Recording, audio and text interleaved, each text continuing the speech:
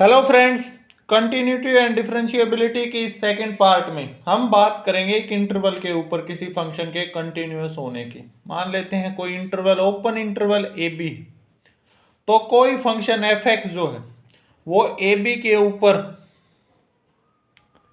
Continuous होगा if it is continuous on every point of A B, जिसमें A और B इसमें open interval में शामिल नहीं।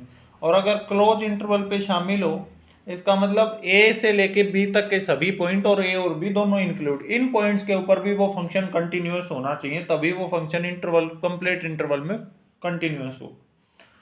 यानी कि a function f(x) is said to be continuous on the closed interval ab if it is continuous at every value of x lying between a and b.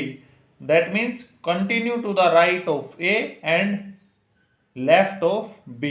X is equal to a and x is equal to b. It means that limit x tends to a plus 0, f of x is equal to f of a or is equal to limit x tends to b minus 0, f of x is equal to f of b। यानी कि इन दोनों points के ऊपर अगर वो continuous है तो वो क्लोज इंटरवल में भी कंटिन्यूअस होगा।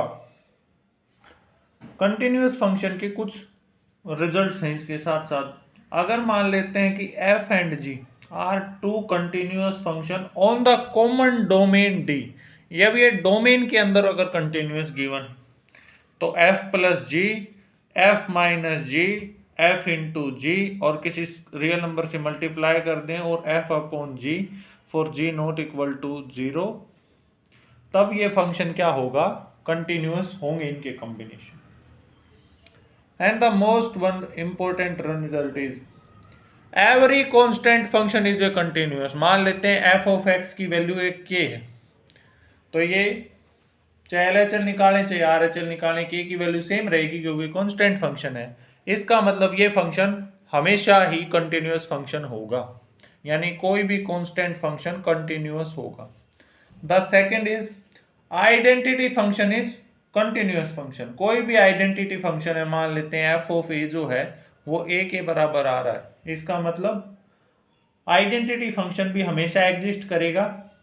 सो ये फंक्शन भी कैसा फंक्शन होगा, कंटिन्यूअस फंक्शन होगा। And the most important used is every polynomial function is a continuous. मान लेते हैं f of x is equal to a naught plus का a1x plus a2x square so on up to an xn check, कोई भी polynomial अगर आ जाएगा तो degree n तक जो भी आए, सारे के सारे पोलिनोमियल जो हैं वो कंटिन्यूअस फंक्शन होते हैं। और एक रिजल्ट है इसके साथ, every rational function is continuous in its domain. मान लेते हैं हमारे पास कोई भी रैशनल फंक्शन एफ एक्स है, इसे हमने डिफाइन किया पी एक्स अपॉन जी एक्स से क्यू एक्स, और क्यू एक्स क्या है, नॉट इक्वल टू 0 है इसकी पूरी की पूरी डोमेन के अंदर, तब ये दोनों पोलिनोमियल होंगे तो पोलिनोमियल का डिवीजन भी कंटिन्यूअस ही आएगा। इसका मतलब हर एक रैशनल फंक्शन कैसा फंक्शन होता है, कंटिन्यूअस फंक्शन होता है।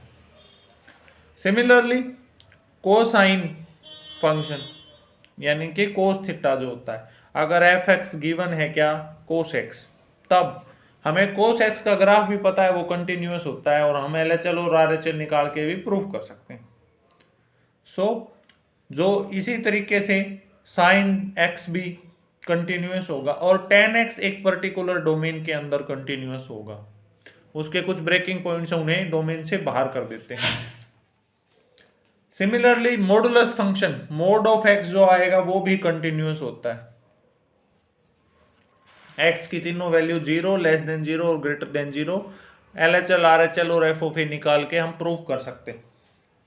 और एक्सपोनेंशियल फंक्शन जो है वो भी कंटिन्यूअस फंक्शन होगा, इसकी भी LHL RHL और f ऑफ a जो आएगा वो सेम आएगा। इसका मतलब क्या है कि the composition of two continuous function is a continuous function, यानी कि दो कंटिन्यूअस फंक्शन की जब मैं कंपोजिशन करूंगा तो वो भी एक कंटिन्यूस फंक्शन ही आएगा। Thank you.